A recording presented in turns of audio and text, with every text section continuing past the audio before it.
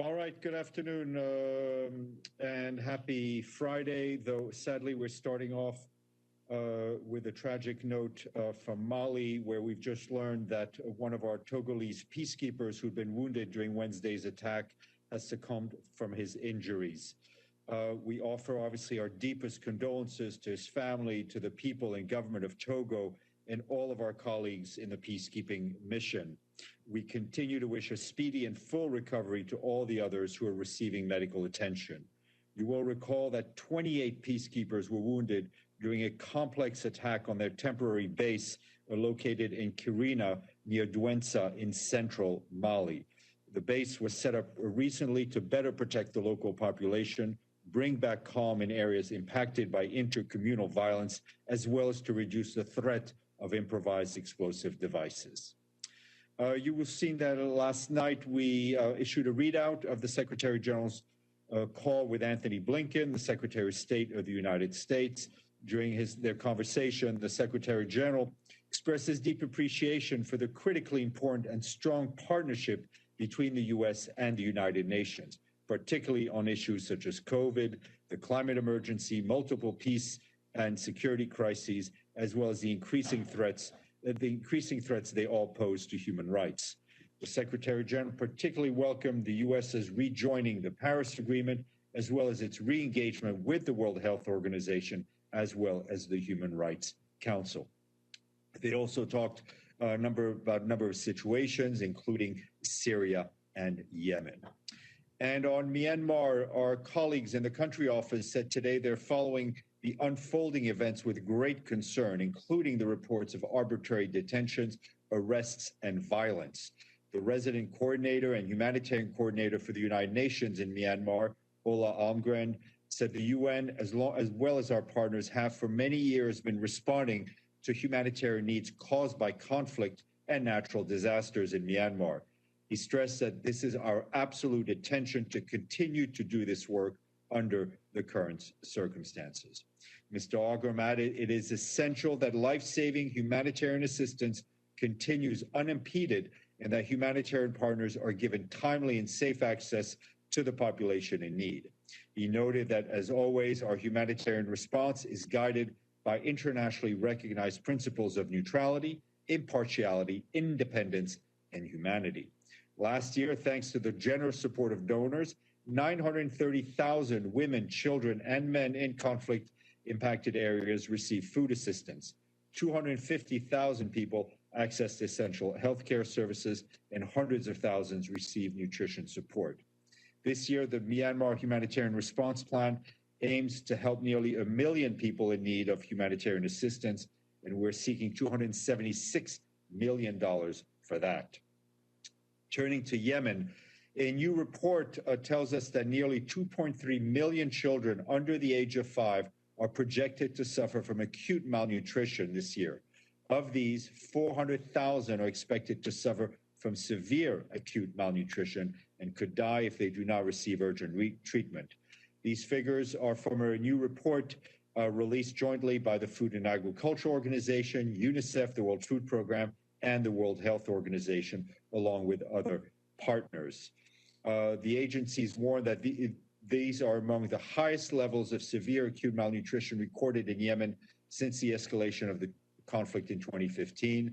The head of WFP, David Beasley, said these numbers are yet another cry for help from Yemen, where each malnourished child also means a family struggling to survive.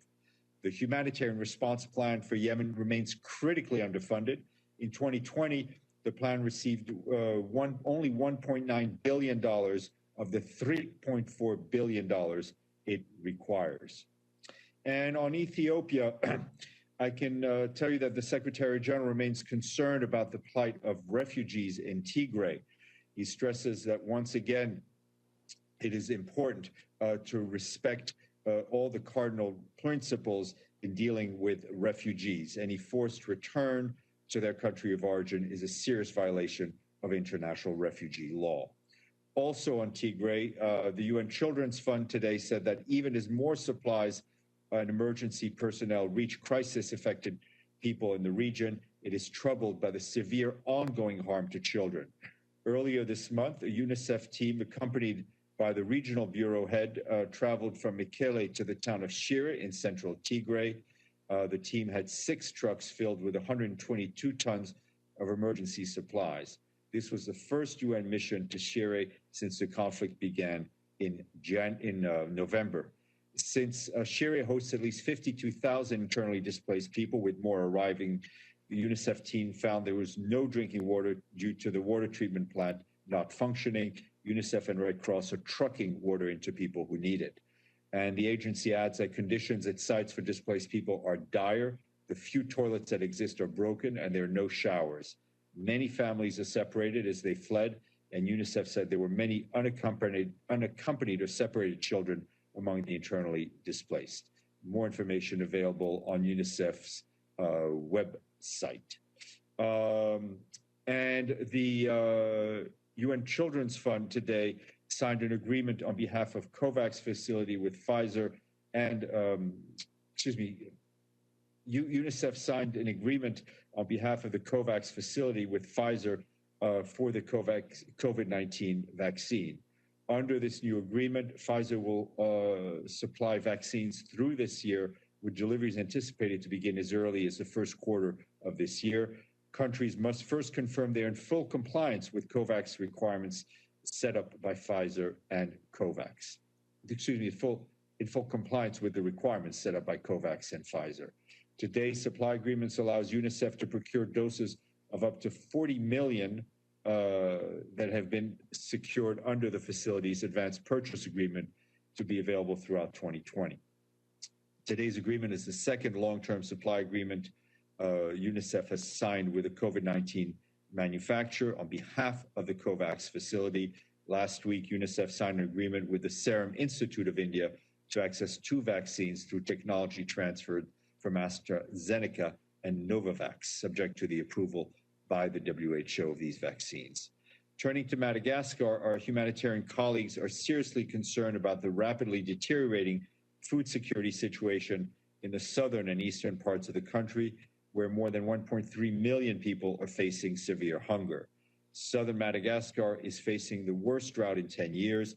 It is also the 3rd drought in a row, and it is compounding the effects of COVID-19, as well as extremely limited access to essential services in the region. According to FAO, significant rainfall deficits in the Grand Sud region have led to decline in the areas planted with staple foods. This will likely compromise food production this year, in addition to availability for livestock is low and pastures degraded. This will probably push more people into severe levels of food insecurity in the months ahead. As a result, we can expect increasing needs for humanitarian assistance.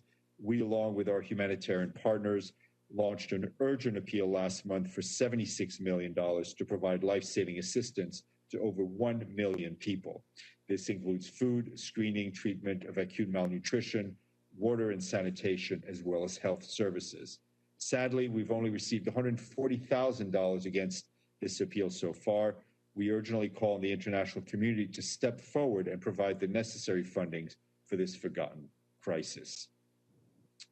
And just a quick note from Rwanda, where WFP says it would reduce food assistance to refugees living in Rwanda by a dramatic 60% as of March of this year.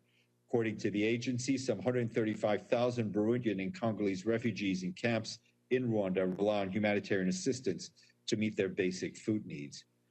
WFP requires $9 million to avert reductions from March through June, and $20 million to continue full assistance to refugees throughout 2021.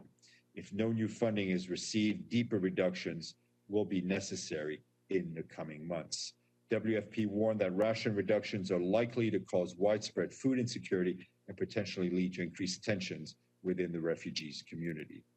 And our colleagues at WHO share new numbers about the impact of COVID-19 in Africa. In the past months, they say deaths on the continent have surged by 40%. 32 countries have reported rise in deaths in the last 28 days, while 21 reported flat or failing rates. In the coming days, Africa is expected to reach the grim milestone of 100,000 deaths since the first reported death on the continent nearly a year ago. And WHO's regional director for Africa, Dr. Matshidiso Moeti, said the increasing deaths we are seeing are also disturbing warning signs of health workers and health systems in Africa are dangerously overstretched. WHO said that new variants are likely to emerge as the virus continues to spread. So preventive measures must be maintained, even as Africa gears up to start vaccinations against the virus. And I've been asked about the departure of former Prime Minister of Guinea-Bissau, Aristides Gomes. I can tell you that today, the national authorities in Guinea-Bissau granted the former Prime Minister permission to leave the country for medical reasons. The special representative of the Secretary General for West Africa and the Sahel, Mohamed Mchambas, arrived in Bissau on February 10th, facilitated Mr. Gomez's travel to Dakar on a UN flight today. We want to extend our deep appreciation to the national authorities for enabling the departure of Mr. Gomez. We also want to thank ECOWAS for its continued support and assistance on this issue. As you may recall, Mr. Gomez had been granted safe haven at UN premises in Guinea-Bissau since March 12th of 2020 for fear of threats to his personal safety and security. Tomorrow is World Radio Day, and this year's theme is New World, New Radio. It celebrates radio as part of humanity's history by following the various developments in our society and adapting its services. We note that as the world changes, so does radio. Thus, during the COVID-19 pandemic, radio made it possible as an example to ensure continuity of learning and the fight against disinformation in many parts of the world. This year's theme is a tribute to radio's capacity for perpetual adaptation and the rate of societal transformation and listeners' new needs. Radio represents itself as an arena where all voices can be expressed, represented, and heard. Hence, this is why radio is still the most consumed medium of worldwide today. And a special shout out to our friends at UN Radio in New York and all the peacekeeping radio stations throughout the world. And today is also the day of the International Day Against Child Soldiers. In a tweet, the Secretary General said we must do everything we can do to protect children from chaos and madness. The chaos and madness of wars have nothing to do with them. Children simply have no role in conflict. And we want to end today and this week with a big thank you to our friends in Prague and Bishkek for their full payment to the regular budget. So thank you to the Czech Republic and Kyrgyzstan. This closes the honor roll for 2021, and we end with 41 countries. In comparison, in 2020, the honor roll closed with 35 countries, and the amount of the 2021 honor roll is $709,602,598, and that's a 50% increase over last year's honor roll, which only amounted to $473 and $7,589. Those are American dollars. And just as a point of comparison, the total assessment of the letters we sent out to member states is for $2.95 billion for 2021, and it was for $2.87 billion in 2020. So we shall open the floodgates on this World Radio Day. I've often been told I have a great face for radio. So Edie, I think you were the first one with your hands up. Why don't you go ahead? Thank you very much, Steph. I have a question about the resolution at the Human Rights Council calls on Secretary General Guterres and the UN Human Rights Chief Michelle Bachelet to give the independent UN Special Rapporteur on Myanmar, Tom Andrews, and I quote, increased assistance, resources, and expertise to carry out his job. Andrews said in a video message that, quote, we need real action from the United Nations citing information that the military has detained 220 government officials and members of civil society. So what is the Secretary General's reaction, and what action is he prepared to take? Thank you. Well, first of all, I think the passage of this resolution by the Human Rights Council is a very important step. It shows that the international community will speak strongly and with a strong voice in calling for the reversal of the events we've seen in Myanmar and for the full respect of the democratic will of the people of Myanmar, as well as full respect of their human rights. We will continue to speak out as we have. I think whether it's the Secretary General or his country team or his special envoy who continues to engage with various partners on the issue. As you know, I think she delivered our concerns and our message directly to the military when she spoke earlier this week to one of the deputy heads of the military. So we will continue in that regard. We will, of course, abide and follow the resolution of the Human Rights Council as we do. I think it just came out. We'll take a look at it, and whatever we need to do to implement it, we will do so. Thank you. Okay. James Reinl. Morning, Stéphane. Hi. I've got a couple of questions on Yemen, and then I've got another question. So if you can come back to me, that'd be great. First one, the US in the last couple of hours has undesignated the Houthis as a foreign terrorist organization effective next week. Can we get your formal response to that? And also, obviously, Mr. Guterres and Mr. Blinken spoke about Yemen last night. Would you say that the two of them are aligned on their approach to Yemen, and what is the plan going forward? Look, I can't, I can only speak for the Secretary General. I'm not going to characterize the U.S. position. What we have seen in terms of words and acts from the U.S., I think, has been extremely positive. We hope that helps build momentum for a political solution to the conflict in Yemen. I think the lifting of the reversal of the designation, the naming of the special envoy, and the clear language from the top of the U.S. administration, from President Biden himself, expressing his strong support for the UN-led mediation process and political peace process, I think, are very, very welcome indeed.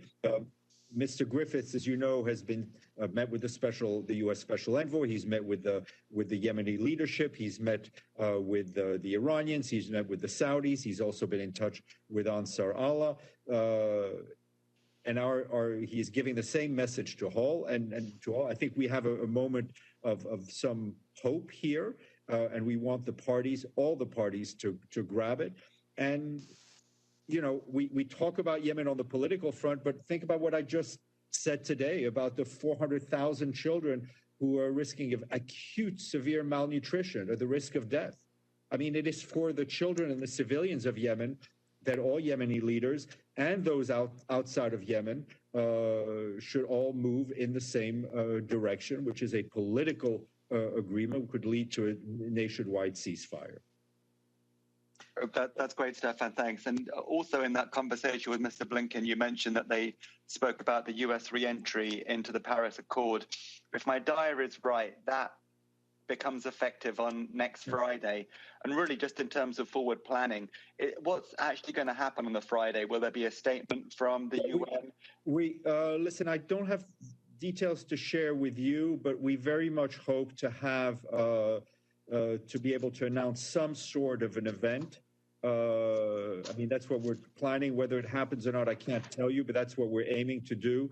Also, since you talk of forward planning, we expect to have the Secretary General, as well as the head of the UN Environment Program, be in the briefing room in a hybrid briefing on either Thursday, most likely Thursday, to present a UNEP environment report.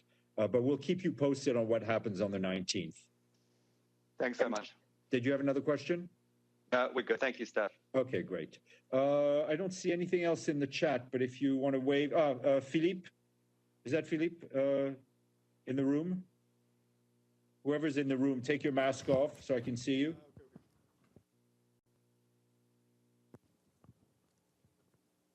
Hi. The great Hi, it's reveal. Paolo. Hi. Paolo, hi, how are you?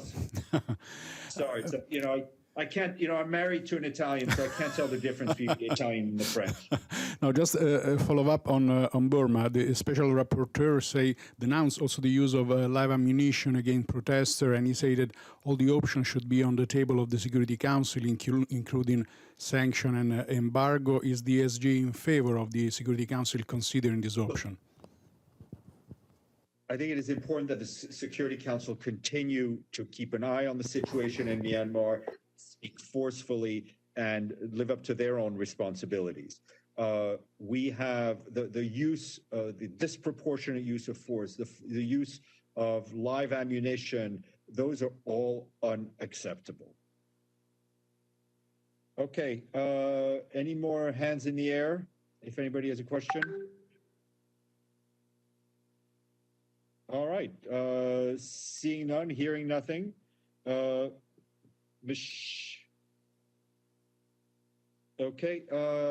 wish you all a good weekend. Fahan, are you waving me goodbye, James? Excellent. Fahan will be with you virtually on Monday, and I will be back in the room on Tuesday. So enjoy the weekend. Take care. Bye-bye.